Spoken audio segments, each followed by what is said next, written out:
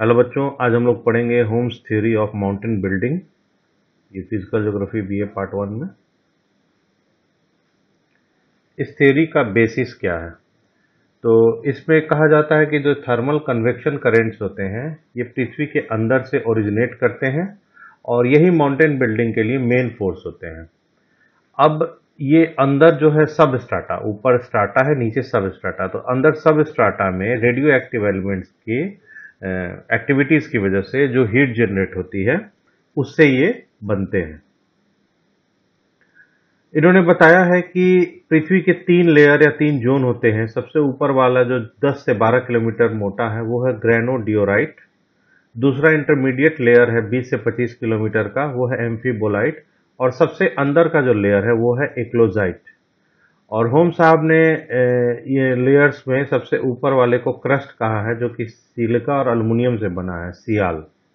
और दूसरा है सबस्ट्राटम, उसके नीचे सिलिका और मैग्नीशियम से बना है।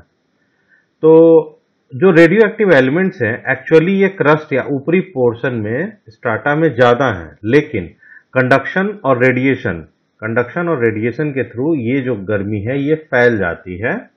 जबकि जो सब स्ट्राटा में है उसमें रेडियो एक्टिव एलिमेंट्स कम है, लेकिन वो पूरी की पूरी एक्युमुलेट हो जाती है, वहां ना कंडक्शन है ना रेडिएशन है। तो ये कन्वेक्टिव करेंट्स बनाते हैं। अब थर्मल कन्वेक्शन करेंट का मैकेनिज्म क्या है?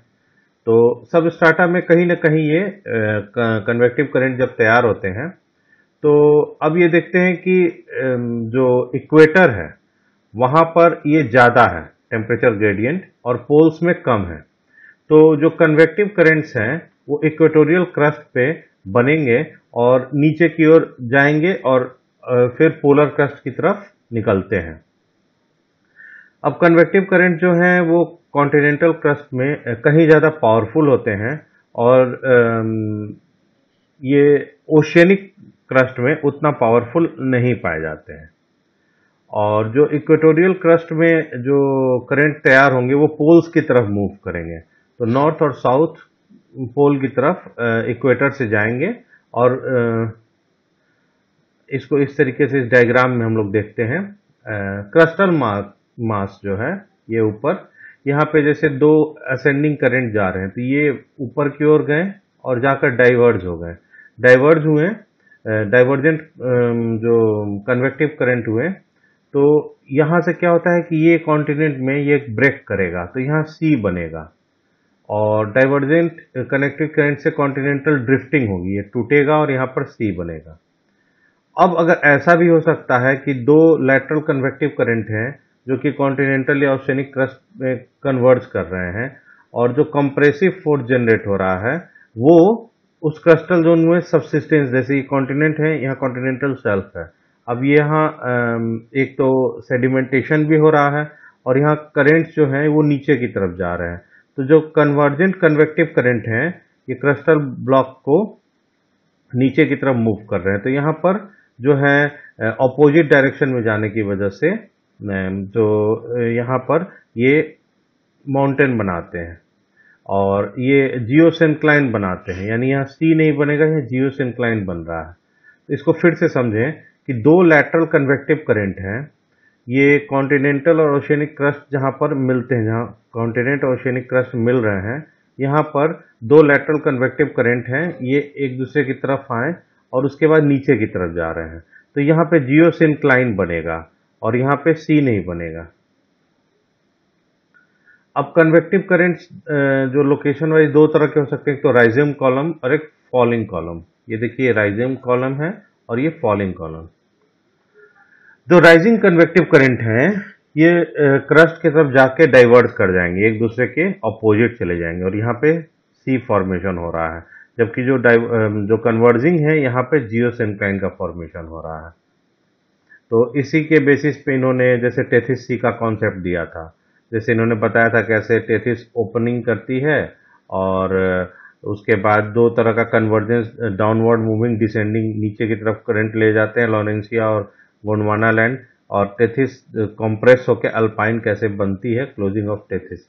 अब कन्वेक्टिव मैकेनिज्म जो है ये लगातार होने वाली चीज नहीं है, ये रुक रुक के होती है, ये कभी बढ़ती है कभी घटती है। ये इनके हिसाब से कहा गया है। और जियोसिंक्लाइन जो है वो क्रस्टल ब्लॉक के नीचे बैठने से होता है, जो कि अभी हमने बताया।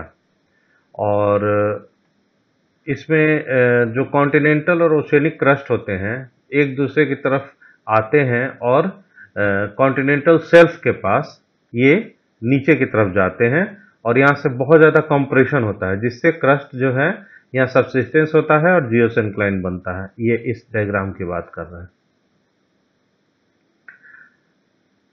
इस चीज को हम लोग अभी डिस्कस कर लिया।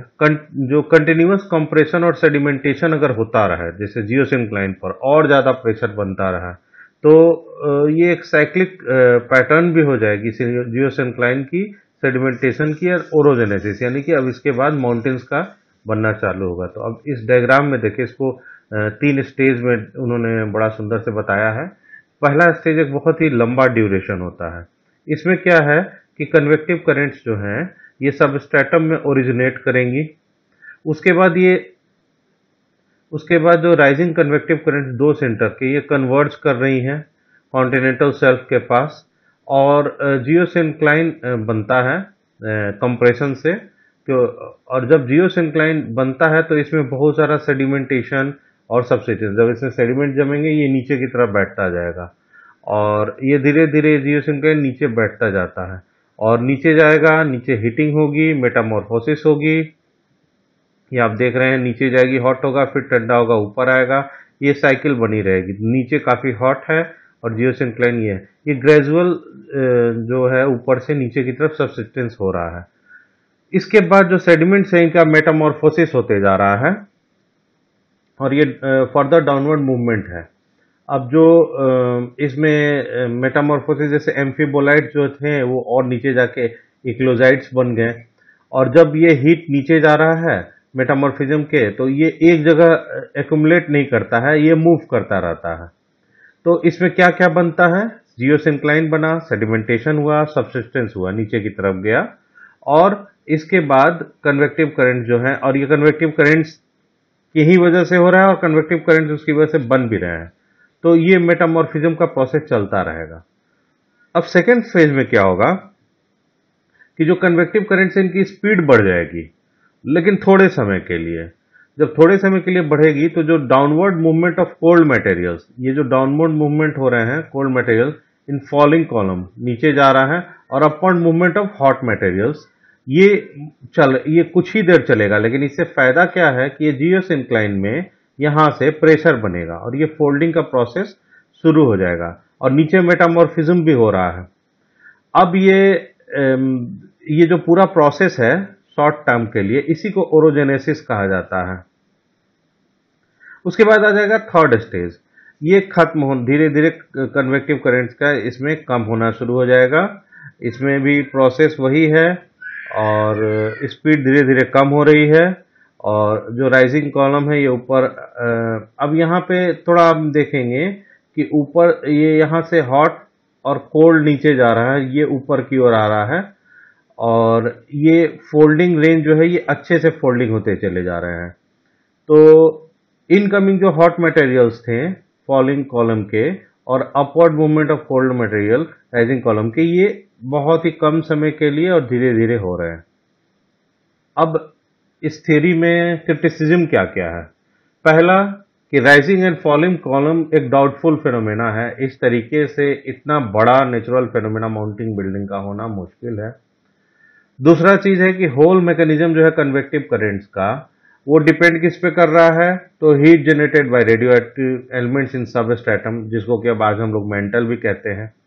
अब बहुत सारे साइंटिस्ट ये कह रहे हैं कि न इतना ज्यादा रेडियो एक्टिव मटेरियल है और न इतनी ज्यादा एक्टिविटी है इनकी कि ये इतना बड़े लेवल पे कन्वेक्टिव करंट बनाया जा सकता है।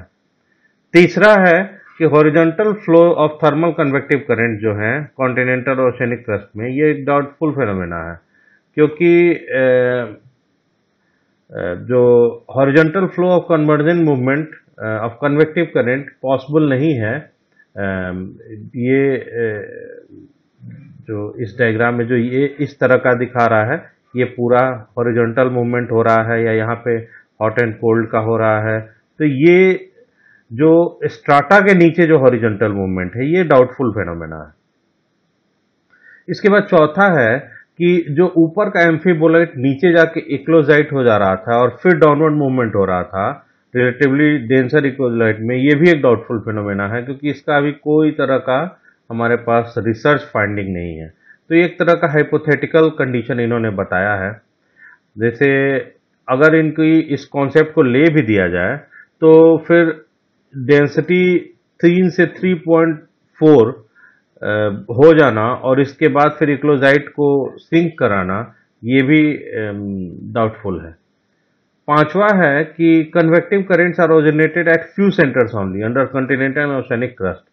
अब ये भी जो इन्होंने कहा है इसका भी कहीं कोई हमारे पास साक्ष्य नहीं है कि ये क्यों कुछ ही जगहों पर है। और एक चीज और आपको याद होगा, इन्होंने पेरियोडिक कहा था, जबकि आपको मालूम हो कि माउंटेन बिल्डिंग प्रोसेस जो है ये पेरियोडिक नहीं होता है। तो ये कुछ डाउट्स हैं इस पर कि सिर्फ जो रेडियो एक्टिव एक्टिविटीज से कन्वेक्टिव करेंट्स का बनना और इतना ज़्यादा जो वर्टिकल या हॉरिजॉन्टल मूवमेंट होना कन्वेक्टिव करेंट्स का, ये अभी तक से पूरी तरह से वैलिडेटेड नहीं है। लेकिन इस थ्योरी को वैलिडेट करने के लिए कुछ पॉइंट्स भी हैं, जैसे कि पूरे कॉन्टिनेंट्स को कई ब्लॉक्स में बांटा जा सकता है और आज के डेट में हम लोग पढ़ते हैं प्लेट टेक्टोनिक्स में कि सही में कॉन्टिनेंट्स में अलग अलग प्लेट्स हैं और वो अलग अलग जो है उनका मूवमेंट, कुछ ऐसे सेंटर्स हैं जहां पर मूवमेंट अलग होते हैं, जैसे वोल्केनिक एक्टिविटीज और अर्थक्वेक के जो एक्टिविटीज हैं वो पर्टिकुलर पॉइंट्स पे होती हैं, तो कहीं ना कहीं वो राइजिंग कन्वेक्शन करंट से ही होती है। उसके बाद है कि प्लेट टेक्टोनिक्स में भी इस चीज़ को माना गया है, जैसे कि जो मिड ओशनिक रिजेस हैं वहाँ पर जो ऊजिंग आउट जो बाहर की तरफ निकलते हैं लावा, तो उसके अंदर जो प्रेशर है वो कन्वेक्टिव करंट से होता है। तो ये प्लेट टेक्टोनिक्स में इसका वैलिडेशन है।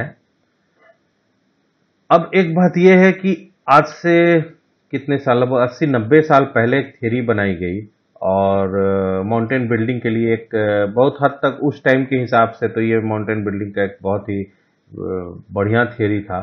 लेकिन अब आज के डेट में प्लेट टेक्टोनिक्स में ये कन्वेक्शन करंट तक ही सीमित है। इसको लेकर पूरी तरह से माउंटेन बिल्डिंग जैसी बृहद थ्योरी को नहीं माना जा सकता है। तो ये भी एक हाइपोथेसिस के तौर पर है। धन्यवाद।